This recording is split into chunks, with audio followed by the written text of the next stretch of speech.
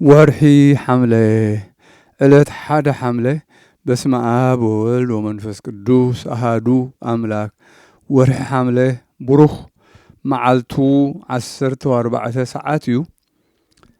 ዕለት ሓደ ሓምለ በዛ ዕለት እዚኣ ቅድስት ድንግል ቅፍሮንያ ሰማዕትነት ተቐበለት። እዛ ቅድስት ተጋዳሊት ነብሳ ንጎይታና ኢየሱስ ክርስቶስ ወፈየት። ምስጋና ንዕኡ ይኹን። ንሓንቲ እመምኔት ናይ ሓደ ገዳም ኣብ ማእከል ክልተ ኣፍላግ ናይ ሶርያ ዝርከብ ኣብ ውሽጡ 50 ደናግል ዘለዋኦ ሓውታ ኮነት። ስምታ እመምኔት ኦርያና ትበሃል። ብፍርሃት እግዚአብሔር ዕብየታ ኣምላኻውያት መጻሕፍቲ መሃረታ። መልክዓ ጽብቕቲ እያ። ክትጋደል ክትጸውም ክትጽሊ ኩሉ ግዜ ተጸሚዳ ብሰናይ ገድሊ ክትተግህ ጀመረት። ዲዮቅልጥያኖስ ከሓዲ ነጣዖታት ከምልኹ ምስ ኣዘዘ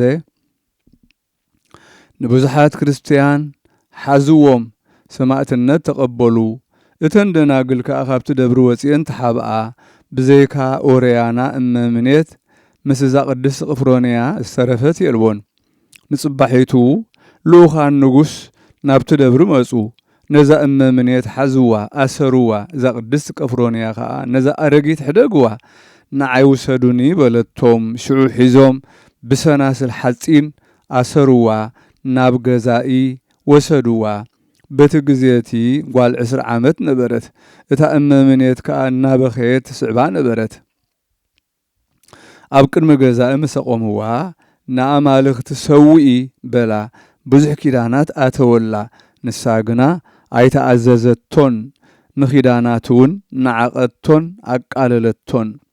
ንሱ ከዓ ብበትሪ ክሃርምዋ ክዳና ቀዲዶም ጥራያ ክገብርዋ ኣዘዘ። እታ እመምኔት ከዓ ኣታኻሓዲ ዓላዊ ነዛ ንእሽቶ ጓል ከተሕስራ ስለ ዝፈቶኻ እግዚኣብሔር ይሰንጥቕካ እናበለት ዓዊላ ጨርሐት። እቲ ገዛእ መሊሱ ተቖጥዐ። ንቅድስቲ ቅፍሮንያ ከኣስርዋ። ኣብ ዕንክሊል ገይሮም ከዓ ስጋኣ ብመጋዝ ክጨናድሕዋ ኣዘዘ። ኩሉ ኣካላታ ክሳብ ዝዘጋገል እዚ ኩሉ ኣብኣ ፈጸሙ። ንሳ ግና ካብ ኩሉ ሽግራ ኸድሕና ናብ እግዚኣብሔር ትጽሊ ካብኡውን ረድኤት ትደሊ ነበረት። ካብቲ ጥፍኣት ከዓ ኣብኣ ዋላ ሓንቲ ኣይበጽሐን። ድሕሪዚ መልሓሳ ቆረጹ፣ ኣስናና ሰበሩ፣ ኣካላታ ቆራረጹ፣ ስጋኣውን ብሓዊ ኣቃጸልዎ። ጐይታና ከዓ ኣሕወያ። እዚ ገዛኢ ብምስቃያ ምስ ደኸመ ርእሳ ብሰይፊ ቆርጽዋ ኣዘዘ። ሰየፍዋ ድማ ናይ መንግሥተ ሰማያት ኣኽሊል ሰማዕትነት ተቐበለት። ሓደ ሃብታም ሰብኣይ መጺኡ ስጋኣ ወሲዱ ብጽቡቕ ኣልባሳት ገነዛ ኣብ ወርቂ ሳንዱቕ ኣቐመጣ። ካብኣ ከዓ ብዙሓት ተኣምራትን መንክራትን ተራእዩ። እግዚኣብሔር ብጸሎታ ይምሓረና ንዘለዓለመ ዓለም ኣሜን። ሰላም ለቅፍሮንያ ኣስናኒሃ ዘሰበሩ ወመለያልያቲሃ ዘመተሩ ዘንተ ኩሎ እንዘይገብሩ ይክህሉ በጽንኦሙ ለዲዮቅልጥያኖስ ማህበሩ ከመይሚጥዋ ለክርስቶስ እንፍቅሩ።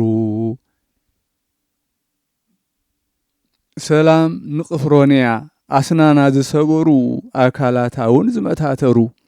እዚ ኩሉ ስቃይ እናገበሩ ኣይከኣሉን። ብሓይሎም ንዲዮቅልጥያኖስ ማሕበሩ ከመልስዋ ንክርስቶስ ካብ ፍቕሩ።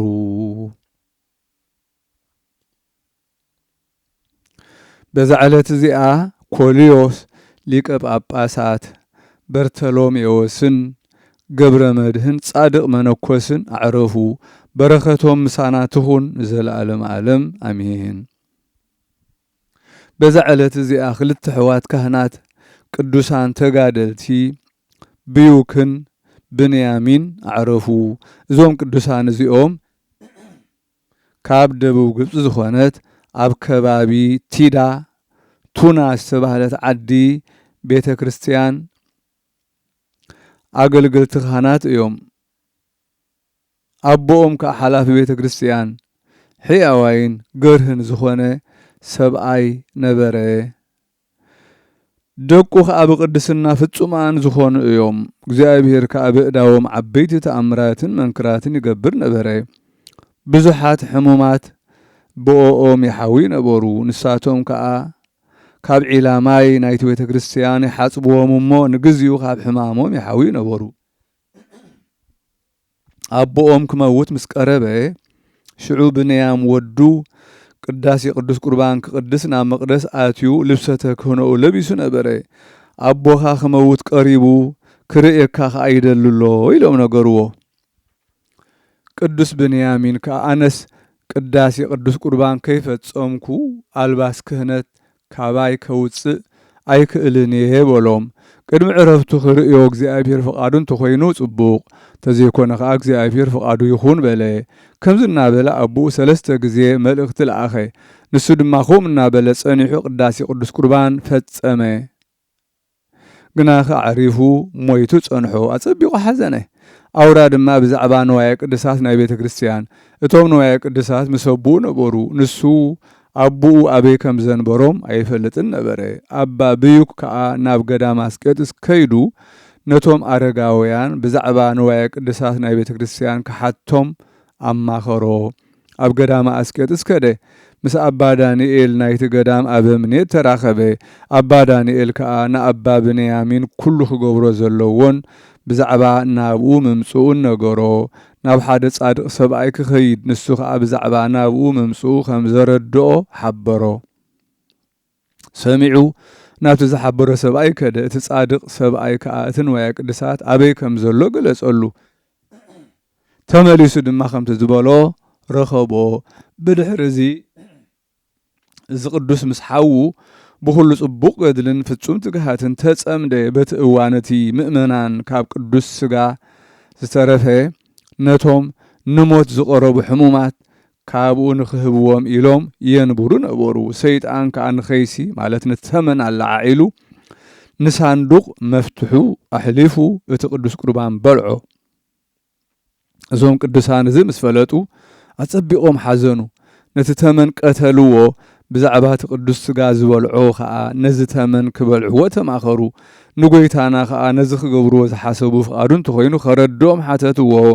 መልኣኽ እግዚአብሔር ከዓ ተገሊጹ ነቲ ተመን ክበልዕዎ ኣዘዞም። ንሳቶም ከዓ በልዕዎ እሞ ኣዕረፉ። እግዚአብሔር ግብሮምን ገድሎምን ንሓንቲ ቅድስት ድንግል ገለጸላ። ንሳ ከዓ ኣብቶም ቅዱሳን ዝኾነ ነቶም ህዝቢ ነገረቶም። ጽብቕቲ ቤተ ክርስቲያን ሃነጹሎም። ካብ ሥጋኦም ከዓ ብዙሕ ተኣምርን መንክርን ተራእየ። በረኸቶም ምሳና ይኹን ንዘለዓለም ዓለም ኣሜን። ሰላም ለብንያሚን ወለእሁሁ ብዩክ በጸሎት ዘተግሁ ወበአስተብቆ ውሱክ እስከ ሃቢሆሙ መጽአ እምሃበ አምላክ በእንተ ዝበልአ እምነ ሥጋ ቡሩክ በሊአ ከይሲ ዘይእዝዝ መልአክ። ሰላም ንብንያሚን ንሓውውን ብዩክ ብጸሎት ዝተግሁ ብኣማላድነትውን ውሱኽ ክሳብ ናብኦም ዝመጸ ካብ ልዑል ኣምላኽ ብዛዕባ ከይሲ ዝበልዐ ሥጋ ቅዱስ ወቡሩክ ምብላዕ ከይሲ ዝእዝዝ መልአኽ።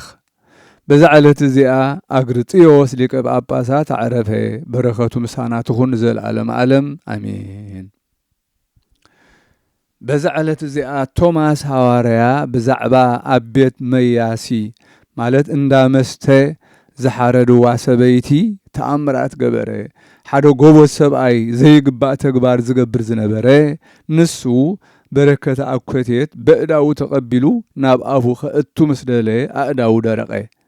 እቶም ዝረኣይዎ ሰባት ከዓ እቲ ዝኾኖ ንሐዋርያ ነገርዎ። ሐዋርያ ከዓ ፀዊዒ ወደየ እንታይ ጌርካ ንገረኒ ጸጋ እግዚአብሔር ዘሊፉካ ኣሎ በሎ። እቲ ጎቦዝ ሰብኣይ ከዓ ኣብ እግሪ እቲ ሐዋርያ ሰጊዱ ሓጢኣቱ ተኣመነ። ጽቡቕ ዝገብር ዘለኹ መሲሉኒ ሕማቕ ግብሪ ገይረለኹ። ሓንቲ ሸያጢት መስተ ሰበይቲ ኣፍቀርኩ። ምስኣ ዝደለኽዎ ክገብር ሓተትክዋ። ምስ ኣበየትኒ ሰይፍ ወሲደ ቀተልክዋ በሎ። ሐዋርያ ከዓ ከመይ ጌርካ እዚ መዓት ግብሪ ኣራዊት ገበርካዮ በሎ። ሽዑ እዚ ሐዋርያ ማይ ከምፁ ኣዘዘ። ኣብ ልዕሊ ማይ ጸልዩ ከዓ ብጎይታና ኢየሱስ ክርስቶስ ተኣመን። ኣእዳውካ ተሓፀብ በሎ። مستحاسبه كم قدمو خونه حاوي بل ابتريسا نايتا سبيت زلو مرحان بولو مريحو دمانتا سبيتي ابت زقتلا بوتا ابصحو حواريق امس رأي ازيو حزنه اب عرات كسقلوا اززه كم زاززوم قبرو ايدو اب العليا انبيرو صليو مسوده نتغوز كيد ايدا حسكا انا بيدي قتلكوخي بيدي كا ኢየሱስ ክርስቶስ የተንስእኪ በላ በሎ ንሱኻ አትጎቦዝ ብእምነትና ባቀረበ ኦ ክርስቶስ ባኻ አሚነለኹ በለሞ በታ ግዜቲ አነታ ሰበይቲ ኢዳ ሰሓባ ሽዑ ተንስእት ብድድላ እቶም ህዝቢ ኩሎም እናረአዩ ኣብ ዓራታ ተቐመጠት ነቲ ሃዋርያ ምስ ረአየቶ ዓራታ ገዲፋ ኣብ እግሩ ሰገደት ጫፍ ክዳኑ ሓዘት አበይዳ አሎ እቲ ካልእ ምሳኻ ዝነበረ ናባኻ ዘማዕቆበኒ በለት ሃዋርያ ቶማስ ከዓ ንገር ንስከ አበይ በጽሕኪ በላ ንሳኻ መለሰትሉ ሓደ ሰብኣይ ኩለንትናኡ ጸሊም ልብሱ አጸቢቁ ረሳሕ ተቀቢሉ ናብ ቦታ ጽልመት ወሰደኒ አቡ ብዙሕ በዓትታት ሕማቕ ጨና ዝጨኑ አሎ ጉድጓድ ሓዊ ዝነድድ መንኮርኮር ሓዊ ኣብቲ መንኮርኮር ድማ ሕማቕ ንፋስ ረኣኹ መሊሰ ድማ ካልእ ጉድጓድ ረኣኹ ርስሓት ዝመልአ ፈልፂ ዕንፀይቲ ኣብኡ ሁር ይብል ኣብኡ ነፍሳት የንገርግሩ ገለ ልሳናቶም ዝቆሰለ ገለ ብፀጉሪ ርእሶም ገለ ብእዳዎም ገለ ብእጋሮም በራእሶም ኣብ ትሕቲ ትትኪ እቲ መግሃር ሓዊ ከዓ ኣብ ልዕሊኦም ይነድድ ነበረ ካልእ ቦታ ጽልመት ክፉእ ዝሽታኡ ከዓ ረኣኹ እቲ ዝመርሓኒ ዝነበረ ድማ እዞም ነፍሳት እዚኦም ናይ ዘመውቲ ከሰስቲ ሓሰውቲ መንጠልቲ ሰረቕቲ ቀተልቲ ሕሙማት ዘይበጽሑ ሕጊ እግዚኣብሔር ዘይዝክሩ እዮም በለኒ ምእንትዚ እንሆ ከም ምግባሮም ይፍደይለዉ በለኒ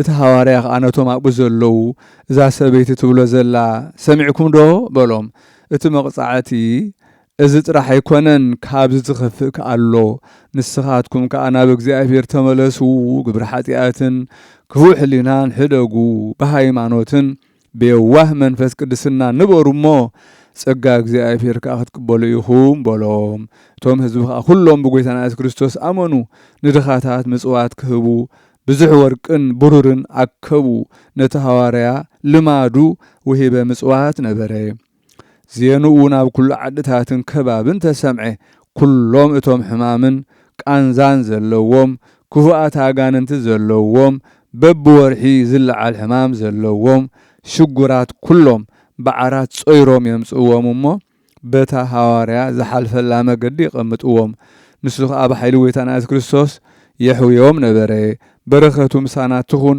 ንዘለዓለም ዓለም አሜን ሰላም ለቶማስ ድህረ ለብእሲት አህየዋ በቤተ መያሲ እንተሃረድዋ ሶበተ ሰዓላ ትንግሮ ሃበ በጽሃት በነሶሳዋ እንዘ ምስሌት ቤሎ ሃለውከ ነዋ እፎኑ ትስአለኒ ለዘለከ ፄዋ ሰላም ንቶማስ ነታ ሰበይቲ ምስ ፈወሳ ኣብ እንዳመስተ ዝቆረጽዋ ርእሳ ምስ ሓተታ ክትነግሮ ኣብ ዝበጽሓቶ ብምምልላሳ ንስኻ ደኣ ምሳይ ዝነበርካ እንዲኻ በለቶ ንሳ ከመይ ጌርካ ትሓተኒ ዝማረኽካን እንዲኻ ንሲኦል ካብ ከርሳ